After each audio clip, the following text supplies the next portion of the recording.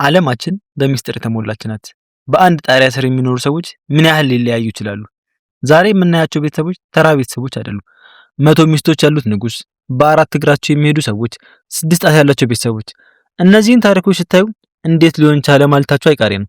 እስከ ቪዲዮ መጨረሻ አብራችሁን ቆዩ። ምክንያቱም ቁጥር 1 ላይ የምናየው ቤተሰብ ጭንቅላታችሁን ነው የሚያዞረው። ወደ ካሜሮን ስንጓዝ ባፋት በተባለ መንግስት ንጉስ አቡምቢ ሁለተኛ ዙፋን ላይ ሲወጣ የጠበቀው ስልጣን ብቻ አልነበረም። አባቱ ሲሞት 72 ሚስቶችን ጥሎለት ሞተ። በባህሉ መሰረት ንጉሱ የአባቱን ሚስቶች መውረስ አለበት። አቡምቢ 72 ሚስቶችን ወረሰ፣ 28 ደግሞ ራሱ አገባ። በአጠቃላይ 100 ሚስቶች፣ 500 ልጆች ማለት ነው። ለኔ ባደረገው እንዳትሉ ደግሞ 100 ሚስት ዝም ብሎ ቁጥር ብቻ አይደለም። እያንዳንዷ ሚስት በቤተ መንግስት ውስጥ ድርሻ አላት። ትላልቆቹ ሚስቶች ንግስት እናቶች ይባላሉ። አዲሶቹ ንግስቶች ስነ ስርዓት ያስተምራሉ። ንጉሱ ሲናገሩ ሚስቶች የባህላችን ጠባቂዎች ናቸው ይላሉ።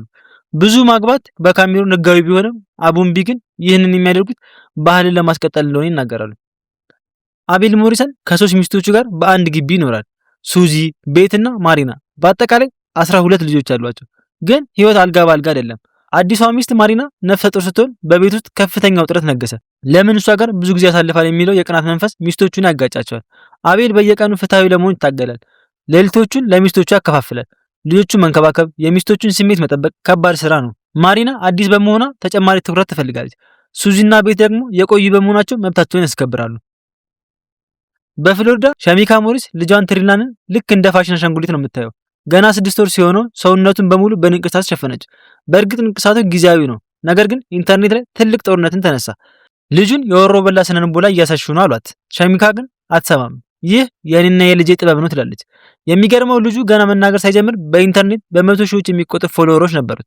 እናትየዋ ጥሩ እናት ማለት የልጇ ደጋፊና ጓደኛ የሆነች ናት ትላለች።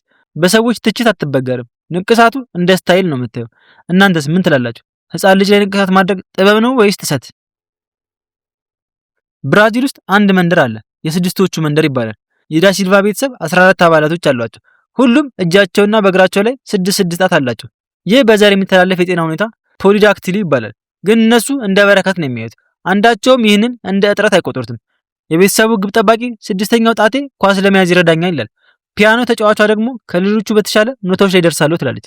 ቤተሰቡ በዚህ ልዩነት ይኮራል። ግማሽ በግማሽ የመተላለፍ እድል አለው። ሚስቶቻቸው 5 ጣት ቢኖራቸው እንኳን ልጆቻቸው ግን 6 ጣት ይዘው ይወለዳሉ።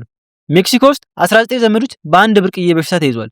ፊታቸው፣ ሰውነታቸው በወፍራም ጥቁር ጸጉር ተሸፍኗል። ሰዎች ተኩላዎች እያሉ ያገሏቸዋል። ሳይንቲስቶች እንደሚሉት ይህ የጥንት የሰው ዘር በድንገት ሲንቀሳቀስ የሚፈጠረው ክስተት ነው ይላሉ። 5 ትውልዶችም በዚሁ ተጠቅተዋል። በልጅነታቸው ሰዎች ይሳለቁባቸው ነበር፣ ይፈሯቸውም ነበር። አሁን ግን ይህንን ማንነታቸውን ተጠቅመው በሰርከስና በፊልም ስራዎች ዝነኛ ሆኗል። ቪክቶር የተባለው አባል እኛ እንደማንኛውም ሰው ነን ይላል።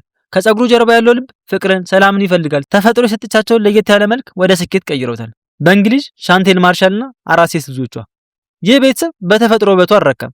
እስካሁን 13 ጊዜ የጡት ማሳደጊያ ቀዶ ጥገና አድርገዋል። እናትየዋ ልጆቿን ይበልጥ ቆንጆ ለመሆን ቀዶ ጥገና አድርጉ እያለች ታበረታታለች። ታናሿ ልጅ ገና 18 ዓመቷ ቢሆንም ለቀዶ ጥገና እየተዘጋጀች ነው። እስካሁን $40,000 በላይ ወጥተዋል። ቀዶ ጥገና ለኛ እንደ ጸጉር መቆረጥ ተራ ነገር ነው ይላሉ ተመልካቾች። ይህ ሱስ ነው ቢሉም እነሱ ግን በውበታቸው እርካታ እንዳገኙ ይናገራሉ። በራስ የመተማመን ስሜት እንደሚሰጣቸውም ያምናሉ። ማህበራዊ ትችት ግድ አይሰጣቸውም። ለነሱ ውበት ምርጫ ነው። ረጅም አንገት ያላቸው ሰዎች። ይህ ፎቶ በዓለም ዙሪያ መነጋገሪያ ሆኖ ቆይቷል። 2 ሴቶች በጣም ረጅም አንገትና ለስላሳ ጭንቅላት። ብዙዎች ባዕድ ፍጡራን ኤሊየን ናቸው ይላሉ። ነገር ግን ይህ ማርፋን ሰንድረም የተባለ የጤና እክል ሊሆን እንደሚችል ባለሙያዎች ይገምታሉ። በዘር የሚተላለፍ የአጥንትና የቲሹ ለውጥ ነው። መልካቸውም ከሰው ቢለይም አኗኗራቸው ግን ሰላማዊና ደስተኛ ነው። ይህ ቤተሰብ ውበት በሰው ዓይን ውስጥ ነው የሚለውን አባባል ያስታውሱናል። ልዩነታቸውን ደብቀው አይኖሩም። በኩራት ለዓለም ያሳያሉ። መለየት መገለል እንዳልሆነ ትልቅ ምስክርነት ናቸው። ቱርክ ውስጥ የሚኖሩት 2 ወንድማማቾች መህመትና ከረም ሲወለዱ አይናቸው 2 አይነት ቀለም ነበረው። ቀኝ አይናቸው ሰማያዊ፣ ግራ አይናቸው ደግሞ ቡናማ። ይህ ሄትሮክሮሚያ ይባላል። በአካባቢያቸው እንደ ተአምር ነው የሚታዩት። በትምህርት ቤት ውስጥ ሁሉም ሰው አይናቸውን ለማየት ይሰበሰባል። ተፈጥሮ በአንድ ሰው ላይ 2 አይነት ውበት ሲሰጥ እንዴት እንደሚያምር ማሳያ ናቸው። አይናቸው ላይ ምንም ችግር የለም፣ ዝም ብሎ የቀለም ልዩነት ብቻ ነው። ቤተሰቦቻቸው መጀመሪያ ደንግጠው ነበር። አሁን ግን ልክ እንደ ልዩ ስጦታ ታይቷል። የጸጉሩ ንጉስ ቤኒ ሃርለም። ቤኒ ሃርለም እና ልጁ ጃክሰን የኢንተርኔት ንጉሶች ናቸው።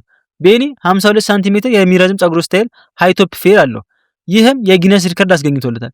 የሚገርመው ለጸጉራቸው የሚጠቀሙት የኢትዮጵያን ቅቤና ተፈጥሯዊ ዘይቶችን ነው። ቤኒ ጸጉሬ የማንነት የመገለጫ ነው ይላል። ልጁም በኩራትና በማንነት እንድታድግ እያደረገ ነው። ጸጉራቸውን በቤት ውስጥ በሚሰሩ ቅባቶች ይንከባከባሉ። አባትነትን እንደ ጥበብ ነው የሚያየው። ይህ ጥምረት በኢንስታግራም ላይ በሚሊዮኖች የሚቆጠሩ ሰዎችን ቀልብ ስቧል። እንግሊዝ ውስጥ የሚኖሩት የፓኪስታን ተወላጆች አላምና ሻሚም አልቤኖ ወይም ዝንጀሮ ናቸው። የሚገርመው ስድስቱም ልጆቻቸው አልቤኖ ሆነው መወለዳቸው ነው። 8 አልቤኖች በአንድ ቤት ውስጥ። ይህ በዓለም ላይ የመጀመሪያውና ብቸኛው ቤተሰብ ነው። ለ24 ዓመታት ተለያይተው ከቆዩ በኋላ በቅርቡ ተገናኝተው የጊነስ ሪከርድን አስመዘግበዋል።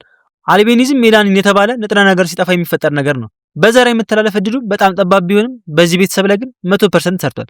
ልዩነታቸውን እንደ በረከት ቆጥረው ለዓለም መልእክት እያስተላለፉ ነው። ሊንዳ ባኖን ያለ እጅ ተወለደች። ልጇ ቲምም እንዲሁ ሆልት ኦራም ሲንድረም ይባላል።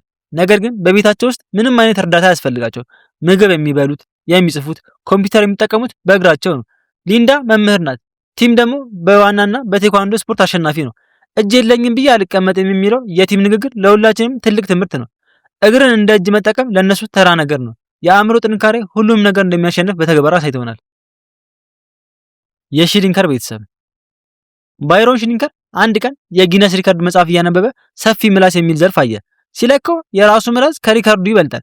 8.6 ሴንቲሜትር ይሰፋል። ልጁ ኤሚሊም ስትለካው የዓለማችን ሰፊ ምላስ ያላት ሴት ሆነች። አባትና ልጅ በአንድ ላይ የዓለም ሪከርድ ሰብረዋል።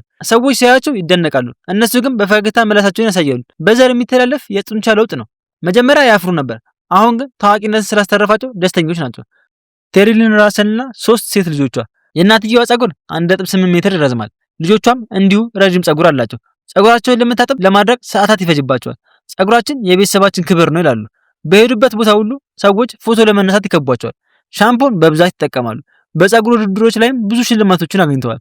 ተፈጥሯዊነቱን ለመጠበቅ ምንም አይነት ኬሚካል አይጠቀሙም። ይህ ረጅም ጸጉር የቤተሰቡ መለያ ሆኗል። በስተመጨረሻም ወደ ቱርክ እንሂድ። የኡላስ ቤተሰብ 5 የቤተሰቡ አባላት በ4 እግራቸው ነው የሚሄዱት፣ ልክ እንደ እንስሳ። ሳይንቲስቶች መጀመሪያ ወደ ኋላ የቀረ የዝግመተ ለውጥ ነው ይላሉ።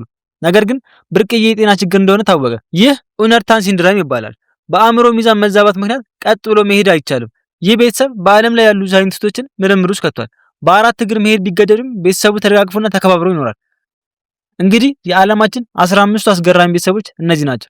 ቀጣይ በሌላ ቪዲዮ እስክንገናኝ ሰብስክራይብ እያደረጋችሁ